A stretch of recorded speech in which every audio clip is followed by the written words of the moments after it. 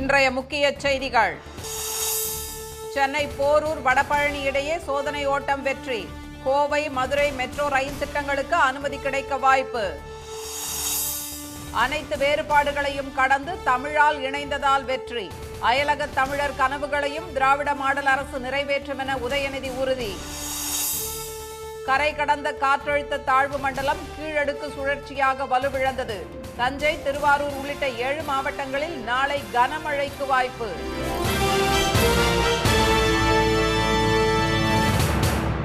வணக்கம். கோவை மற்றும் Madurai metro rail திட்டங்களுக்கு வாய்ப்பிருப்பதாக மெட்ரோ ரயில் திட்ட இயக்குநர் திரு சித்திக் தெரிவித்துள்ளார். சென்னையில் 2ஆம் கட்ட மெட்ரோ ரயில் திட்டப் பணிகள் 116 கிலோமீட்டர் தொலைவிற்கு நடைபெற்று வருகின்றன. இதில் பூவிருந்தவல்லி முதல் கலங்கரை விளக்கம் வரையான வழித்தடத்தில் 26 கிலோமீட்டர் தூரத்திற்கு மெட்ரோ ரயில் பணிகள் நடந்து வருகின்றன. 2ஆம் கட்ட திட்டத்தில் முதல் வழித்தடமான பூந்தமல்லி முதல் போரூர் சந்திப்பு வரையிலான 10 கிலோமீட்டர் தூரத்திற்கு பணிகள் முடிக்கப்பட்டுள்ளன.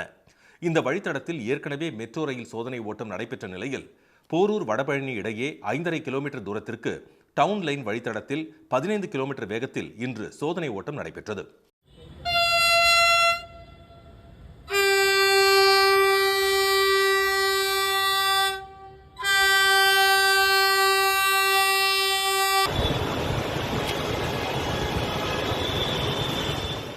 இந்த சோதனை ஓட்டம் வெற்றிகரமாக நிறைவடைந்ததாக தெரிவித்த மெட்ரோ ரயில் நிர்வாக இயக்குநர் திரு சித்திக், அப்லைன் வழித்தடத்தில் 5 நாட்களுக்கு பிறகு சோதனை ஓட்டம் நடைபெறும் என்றார்.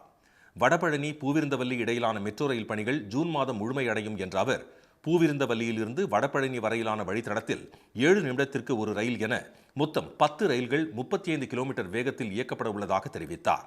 இதே வழித்தடத்தில் போரூர் முதல் ஆழ்வார் திருநகர் வரையான பகுதியில் மாதவரம் சோழிங்கநல்லூர் இடையேயான மெட்ரோ வழித்தடமும் இணைகிறது. சென்னையின் முதல் டபுள் டெக்கர் மெட்ரோ வழித்தடமாக இந்த வழித்தடம் அமைவது கூடுதல் சிறப்பு என்ற திரு சித்திக், போரூர் முதல் வடபழனி வரையிலான பாதையில் ஏற்கனவே ரயில் என்ஜின் சோதனையும் நடத்தப்பட்டு ரயில் பாதை வடிவமைப்புக்கான தற்காலிக உறுதிச் சான்றும் பெறப்பட்ட நிலையில் இன்று பெட்டிகள் இணைக்கப்பட்ட முழு ரயிலையும் இயக்கி சோதனை நடத்தப்பட்டதாக கூறினார். கோவை மதுரை மெட்ரோ ரயில் திட்டங்கள் குறித்து மறு ஆய்வு செய்து தமிழக அரசுக்கு அனுப்பிவிட்டதாக தெரிவித்த அவர், அவற்றுக்கு அனுமதி கிடைக்க நிச்சயம் வாய்ப்புள்ளதாகவும் கூறினார். இது மெட்ரோ ரயிலுக்கு ஒருவேளை வயபிள் இருக்கிறதுக்கு சாத்தியம் கம்மியாக இருக்கிற மாதிரி இருக்குன்னு சொல்லி உங்களுக்கு தெரிய வந்திருக்குன்னு. அது நான் ஏற்கனவே அதை ரீரெப்ரசன்ட் பண்ணி நம்ம முதலமைச்சர் அவர்கள் பிரதமருக்கு எழுதியிருக்காங்க. அது பேஸ் பண்ணி ஃபர்தராக அந்த டீட்டெயில்ஸ் எப்படி ஃபர்தர் ஜஸ்டிஃபிகேஷனோட நாங்கள் ப்ரொபோசல்ஸ் இப்போ அனுப்பிச்சிருக்கோம் கவர்மெண்ட்டுக்கு. அது ஃபர்தர் ப்ராசஸிங்கில் இருக்கும். ஸ்டேட் கவர்மெண்ட்டுக்கு அனுப்பிச்சிருக்கோம். அங்கே ஸ்டேட் கவர்மெண்ட்லேருந்து ஃபர்தர் அங்கே போகும். வடபழனி பூவிருந்தவல்லி இடையிலான மெட்ரோ ரயில் பணிகள் முழுமையாக நிறைவடையும் போது 25 நிமிடத்தில் பூவிருந்தவல்லியில் இருந்து வடபழனிக்கு சென்றுவிடலாம் என்றும் திரு சித்திக் தெரிவித்தார். அப்போது இந்த வழித்தடத்தில் போக்குவரத்து நெரிசல் பெருமளவு குறையும் என எதிர்பார்க்கப்படுகிறது. அயலக தமிழர்களின் கனவுகளையும் திராவிட மாடல் அரசு நிறைவேற்றும் என துணை முதலமைச்சர் திரு உதயநிதி தெரிவித்துள்ளார். சென்னை நந்தம்பாக்கத்தில் உள்ள வர்த்தக மையத்தில் அயலக தமிழர் நலன் மற்றும் மறுவாழ்வுத்துறை சார்பில் அயலக தமிழர் தின விழாவை தொடங்கி வைத்து பேசிய அவர், தமிழ்தான் அனைவரையும் இணைக்கக்கூடிய மொழி என்றார். தமிழ் யாரையும் வேறுபடுத்தாது, பிரித்து பார்க்காது என்ற திரு உதயநிதி, யாருக்கும் எந்த பேதத்தையும் காட்டாத மொழிதான் நம்முடைய தாய்மொழி என்று குறிப்பிட்டார்.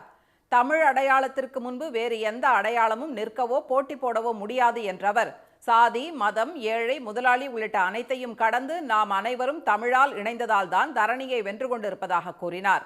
ஆரம்பத்தில் சிறிய வேலைக்காக தமிழ்நாட்டிலிருந்து பலர் வெளிநாடுகளுக்கு சென்ற நிலை மாறி தற்போது வெளிநாடுகளில் தமிழ்நாட்டைச் சேர்ந்தவர்கள் மருத்துவர், பொறியாளர் உள்ளிட்ட பெரிய வேலைகளில் இருப்பதாக சுட்டிக்காட்டிய திரு உதயநிதி, இந்த முன்னேற்றத்திற்கு பெயர்தான் திராவிட மாடல் என்றார். உங்க கனவை சொல்லுங்க திட்டம் தமிழ்நாட்டில் தொடங்கப்பட்டுள்ளது பற்றி குறிப்பிட்ட அவர், அயலக தமிழர்களின் கனவுகளையும் திராவிட மாடல் அரசு நிறைவேற்றும் என்றார். உங்க கனவை சொல்லுங்கன்னு ஒரு திட்டத்தை நம்முடைய முதலமைச்சர் அவர்கள் அறிமுகப்படுத்தியிருக்கிறார். அரசின் திட்டங்கள் பற்றியும் பயன்கள் பற்றியும் எதிர்காலத்தில் என்ன மாதிரி திட்டங்கள் வரணுன்ற மக்களோட கனவுகளை கேட்டு அறிகின்ற முயற்சி தான் இந்த உங்க கனவை சொல்லுங்கன்ற திட்டம். அதே போல அயலக தமிழர்களும் உங்களுடைய கனவுகளை இந்த வாரியத்தின் பொறுப்பாளர்களிடம், அமைச்சர் அண்ணன் நாசர் அவர்களிடம் தெரியப்படுத்துங்க. முன்னதாக உணவு சார்ந்த அரங்குகள், கலாச்சாரம் சார்ந்த அரங்குகள், வணிகம் சார்ந்த அரங்குகள், கைவினை பொருட்கள், தமிழ் இலக்கியம் சார்ந்தவை என 252 காட்சி அரங்குகளை நீர்வளத்துறை அமைச்சர் திரு துரைமுருகனுடன் இணைந்து திரு உதயநிதி தொடங்கி வைத்து பார்வையிட்டார். 10 லட்சம் ரூபாய் மதிப்பிலான இசைக்கருவிகளை மொரீஷியஸ் நாட்டிற்கு துணை முதலமைச்சர் வழங்கினார். நிகழ்ச்சியில் தாய்லாந்து, மலேசியா, சிங்கப்பூர், இலங்கை, இங்கிலாந்து, அமெரிக்கா உள்ளிட்ட 60க்கும் மேற்பட்ட நாடுகளில் வசிக்கும் மென்பொருள் தொழில்நுட்ப வல்லுநர்கள், அயலக அரசு அதிகாரிகள், தொழில் முனைவோர், வெளிநாடுகள் மற்றும் வெளி மாநிலங்களில் செயல்பட்டு வரும் தமிழ்ச்சங்க நிர்வாகிகள் உள்ளிட்டோர் கலந்து கொண்டனர். தஞ்சை, திருவாரூர், நாகை உள்ளிட்ட 7 மாவட்டங்களில் நாளை கனமழைக்கு வாய்ப்புள்ளதாக சென்னை வானிலை மையம் தெரிவித்துள்ளது. தமிழ்நாட்டின் பல பகுதிகளில் அதிகாலையில் பனிமூட்டத்துடன் கூடிய குளிர் நிலவி வருகிறது. இந்நிலையில் வங்கக்கடலில் உருவான ஆழ்ந்த காற்றழுத்த தாழ்வு மண்டலம் காரணமாக 2 நாட்களுக்கு சென்னை உட்பட பல்வேறு மாவட்டங்களில் கனமழை பெய்யும் என வானிலை மையம் தெரிவித்திருந்தது. அந்த ஆழ்ந்த காற்றழுத்த தாழ்வு மண்டலம் இலங்கை முல்லைத்தீவு அருகே காற்றழுத்த தாழ்வு மண்டலமாக நேற்று கரையை கடந்த பின்னர் இன்று மன்னார் வளைகுடா பகுதிகளில் வளிமண்டல கீழடுக்கு சுழற்சியாக நிலவுகிறது என சென்னை வானிலை மையம் தெரிவித்துள்ளது. இந்நிலையில் சென்னையில் இன்று காலையில் இருந்தே விட்டு விட்டு சாரல் மழை பெய்தது. மாநகரின் பல்வேறு பகுதிகளிலும் தாம்பரம், சேலையூர், மாம்பாக்கம் உள்ளிட்ட புறநகர் பகுதிகளிலும் சாரல் மழை பெய்தது. செங்கல்பட்டு மாவட்டம் மதுராந்தகம், தஞ்சை, திருவையாறு, ஈரோடு, திருப்பூர் மாவட்டம் அவினாசி, காங்கேயம், திருப்பூரிலும் சாரல் மழை பெய்தது.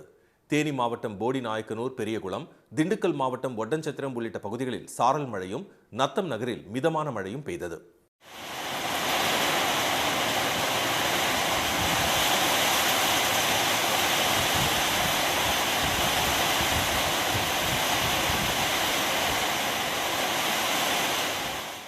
ஸ்ரீவில்லிபுத்தூர் மற்றும் சுற்றுவட்டார பகுதிகளில் சாரல் மழை பெய்து வரும் நிலையில் மழை எச்சரிக்கை காரணமாக சதுரகிரி மலைக்கு பக்தர்கள் செல்ல இன்று தடை விதிக்கப்பட்டது.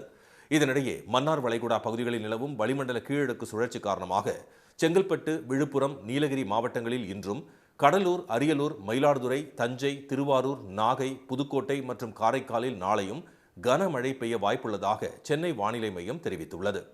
தேசிய ஊரக வேலை உறுதி திட்டத்தை மத்திய பாஜக அரசு சிதைப்பதாக கண்டனம் தெரிவித்து காங்கிரஸ் சார்பில் தமிழ்நாடு தழுவிய உண்ணாவிரத போராட்டம் நடைபெற்றது. மகாத்மா காந்தி தேசிய ஊரக வேலைவாய்ப்பு உறுதி திட்டத்தின் பெயரை மத்திய அரசு விபி ஜிராம்ஜி என மாற்றியதை கண்டித்து 45 நாள் போராட்டத்தை அகில இந்திய காங்கிரஸ் கட்சி தொடங்கியுள்ளது. அந்த வகையில் சென்னை எழும்பூரில் ராஜரத்தினம் மைதானம் அருகே தமிழ்நாடு காங்கிரஸ் சார்பில் இன்று உண்ணாவிரத போராட்டம் நடைபெற்றது. கட்சியின் மாநில தலைவர் திரு செல்வ பெருந்தகை தலைமையில் நடைபெற்ற போராட்டத்தில் காங்கிரஸ் மூத்த தலைவர்கள் உள்ளிட்ட பலர் கலந்து கொண்டனர். அப்போது பேசிய காங்கிரஸ் கட்சி நிர்வாகிகள் ஏழைகளின் உயிர் நாடியான இத்திட்டத்தை பாஜக அரசு சிதைத்து விட்டதாக குற்றம் சாட்டினர். போய் யார் கேட்டாலும் வேலை கொடுக்கணும், எப்ப கேட்டாலும் கொடுக்கணும். இப்ப அப்படி கிடையாது. யார் கேட்டாலும் வேலை கொடுக்க முடியாது. முதல் ஒன்றிய அரசாங்கம் முடிவு செய்யும் 100 நாள் வேலை இங்க நடக்குமா இல்லையான்னு நோட்டிஃபை பண்ணுவாங்க. அப்ப என்னாச்சு? திருவள்ளூருக்கு இனிமே 100 நாள் வேலை இல்லைன்னா 100 நாள் வேலை இல்லை, அவ்வளவுதான், முடிஞ்சது. அந்த ஊர்ல இருக்கிறவங்க செய்ய முடியாது. ஒன்னு. ரெண்டாவது, அதுக்கு முன்னாடி கொடுத்திருந்த நிதியை அப்படியே நிறுத்திட்டாங்க. 100 நாள் வேலை திட்டத்திற்கு சூட்டப்பட்ட மகாத்மா காந்தி பெயரை நீக்கியதை கண்டித்து நெல்லையில் காங்கிரஸ் கட்சியினர் உண்ணாவிரதத்தில் ஈடுபட்டனர். சேலம் மாவட்டம் ஆத்தூரில் மகாத்மா சிலைக்கு 50 லிட்டர் பாலில் அபிஷேகம் செய்தும் தீபாராதனை காட்டியும் காங்கிரசார் ஆர்ப்பாட்டத்தில் ஈடுபட்டனர்.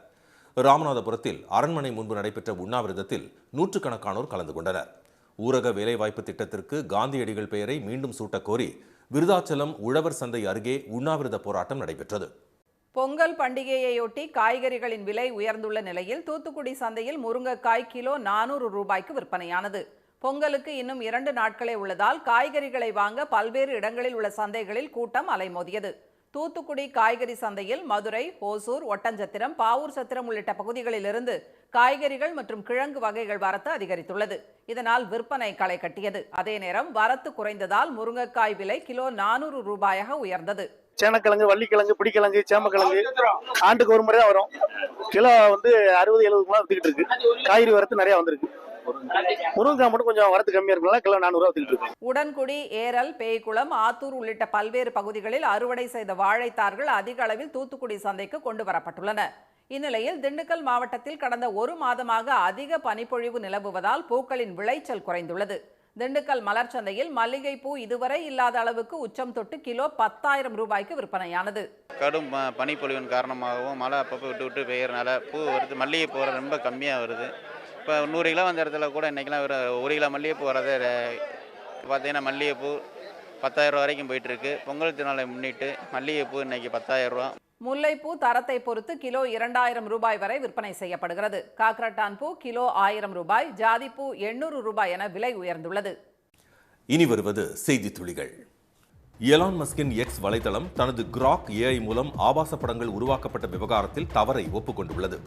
மத்திய அரசின் எச்சரிக்கையை தொடர்ந்து இந்த விவகாரத்தில் 600 கணக்குகளை முடக்கியிருப்பதாக தெரிவித்துள்ள எக்ஸ் வலைதள நிறுவனம் இனிவரும் காலங்களில் இந்திய சட்டங்களுக்கு உட்பட்டு நடப்பதாக உறுதியளித்துள்ளது. கேரள மாநிலம் பாலக்காடு சட்டப்பேரவை உறுப்பினர் ராகுல் மம்கூட்டாத்தில் மேலும் ஒரு பாலியல் வழக்கில் அதிரடியாக கைது செய்யப்பட்டுள்ளார். பாலக்காட்டில் விடுதி ஒன்றில் தங்கியிருந்த அவரை இன்று அதிகாலை போலீசார் கைது செய்தனர். ஏற்கனவே 2 வழக்குகளில் நீதிமன்ற உத்தரவுகளால் கைதில் இருந்து தப்பிய ராகுல் தற்போது 3வது பாலியல் மற்றும் பண அபகரிப்பு புகாரில் கைது செய்யப்பட்டுள்ளார். பாதிக்கப்பட்ட பெண் கேரள முதலமைச்சர் திரு பினராயி விஜயனிடம் புகார் அளித்ததை தொடர்ந்து இந்த நடவடிக்கை எடுக்கப்பட்டுள்ளது. கரூர் சம்பவம் தொடர்பாக டெல்லி சிபிஐ அலுவலகத்தில் நாளை ஆஜராக உள்ள தாவேகா தலைவர் திரு விஜய்க்கு உரிய பாதுகாப்பு அளிக்குமாறு டெல்லி காவல்துறையிடம் தாவேகா சார்பில் மனு அளிக்கப்பட்டுள்ளது. நாளை மற்றும் நாளை மறுநாள் திரு விஜயிடம் சிபிஐ அதிகாரிகள் விசாரணை நடத்த திட்டமிட்டுள்ளனர். சென்னை மெரினா, பட்டினப்பாக்கம், எலியட்ஸ் மற்றும் திருவான்மியூர் கடற்கரைகளில் குப்பையை கொட்டுவோருக்கு 5000 ரூபாய் அபராதம் விதிக்கப்படும் என்று பெருநகர சென்னை மாநகராட்சி எச்சரித்துள்ளது. கடற்கரை பகுதிகளில் நாள்தோறும் சராசரியாக 4 மெட்ரிக் டன் குப்பைகள் அகற்றப்படுவதாக தெரிவித்துள்ள மாநகராட்சி கடற்கரையை தூய்மையாக பராமரிப்பது அனைவரின் பொறுப்பு என்றும் கூறியுள்ளது. பொங்கல் பண்டிகையை முன்னிட்டு சென்னையில் இருந்து தென் மாவட்டங்களுக்கு செல்லும் ஆம்னி பேருந்துகளின் கட்டணம் 3 மடங்காக உயர்த்தப்பட்டுள்ளதால் பயணிகள் அதிர்ச்சி அடைந்துள்ளனர். நெல்லைக்கு 4200 ரூபாயும், கோவைக்கு 3000 ரூபாய், மதுரைக்கு 3500 ரூபாய் என கட்டணம் வசூலிக்கப்படுவதாக பயணிகள் குற்றம் சாட்டியுள்ளனர். பொங்கல் பண்டிகை நெருங்கிவிட்ட நிலையில் பொங்கல் வழிபாட்டுக்கு பயன்படுத்தப்படும் ஆவாரம்பூ மணப்பாறை பகுதியில் பூத்து குலுங்குகிறது. விவசாயத்தை போற்றி கால்நடைகளுக்கு நன்றி தெரிவிக்கும் தை திருநாளின் போது வழிபாட்டு முறைகளில் மருத்துவ குணம் கொண்ட ஆவாரம்பூ முதன்மை பெற்றிருக்கும். மணப்பாறை பகுதியில் சாலையோரங்களில் உள்ள ஆவாரம் செடிகளில் மஞ்சள் நிற பூக்கள் பூக்கத் தொடங்கியுள்ளன.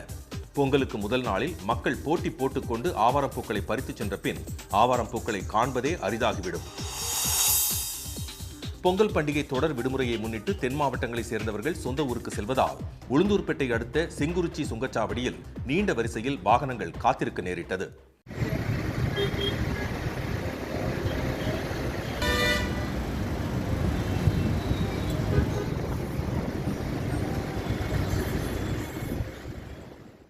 ஒரே நேரத்தில் 100கணக்கான வாகனங்களில் பலர் சொந்த ஊர் செல்வதால் கடும் போக்குவரத்து நெரிசல் ஏற்பட்டு வருகிறது. நிலைமையை சமாளிக்க கூடுதலாக கவுண்டர்கள் திறக்கப்பட்டு வாகனங்கள் அனுப்பி வைக்கப்படுகின்றன. ஸ்ரீஹரிகோட்டாவில் PSLV C-62 ராக்கெட் நாளை விண்ணில் ஏவப்பட உள்ள நிலையில் பழவேற்காடு மீனவர்கள் கடலுக்கு செல்ல தடை விதிக்கப்பட்டுள்ளது. 15 செயற்கைக்கோள்களுடன் நாளை விண்ணில் ஏவப்பட உள்ள ராக்கெட்டுக்கான கவுண்டவுன் இன்று காலை 10:12 மணிக்கு தொடங்கியது. கொடைக்கானல் வனத்துறை கட்டுப்பாட்டில் உள்ள சுற்றுலா தலங்களுக்கு நாளை முதல் டிஜிட்டல் முறையில் கட்டணம் வசூலிக்கப்படும் என்று வனத்துறையினர் தெரிவித்துள்ளனர். அங்குள்ள குணா குகை, தூண்பாறை, மோயர் சதுக்கம், பைன் மரக்காடுகள், பேரிஜம் ஏரி பகுதிகளுக்கு செல்ல இதுவரை ரொக்கமாக கட்டணம் வசூலிக்கப்பட்டு வந்தது. இனி போன்பே, ஜிபே மூலமாக மட்டுமே பணம் வசூலிக்கப்படும் என்று வனத்துறையினர் கூறியுள்ளனர்.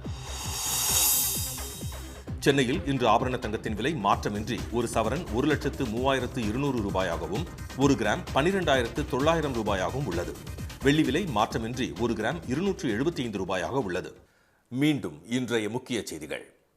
உள்நாட்டு பிரச்சனையில் அமெரிக்கா தலையிட்டு ராணுவ நடவடிக்கை மேற்கொண்டால் இஸ்ரேல் மீதும் மத்திய கிழக்கில் உள்ள அமெரிக்க ராணுவ தளங்கள் மீதும் தாக்குதல் நடத்தப்படும் என ஈரான் எச்சரித்துள்ளது. கோவை மற்றும் மதுரை மெட்ரோ ரயில் திட்டங்களுக்கு வாய்ப்பு இருப்பதாக மெட்ரோ ரயில் திட்ட இயக்குநர் தெரிவித்துள்ளார். தஞ்சை, திருவாரூர், நாகை உள்ளிட்ட 7 மாவட்டங்களில் நாளை கனமழைக்கு வாய்ப்புள்ளதாக சென்னை வானிலை மையம் தெரிவித்துள்ளது. இத்துடன் இந்த செய்திகள் நிறைவடைகின்றன. மீண்டும் சன் டிவியில் செய்திகள் காலை 7:30 மணிக்கு. செய்திகளை உடனுக்குடன் தெரிந்து கொள்ள QR கோடை ஸ்கேன் செய்து சன் நியூஸ் வாட்ஸ்அப் சேனலுடன் இணைந்திருங்கள். வணக்கம். வணக்கம்.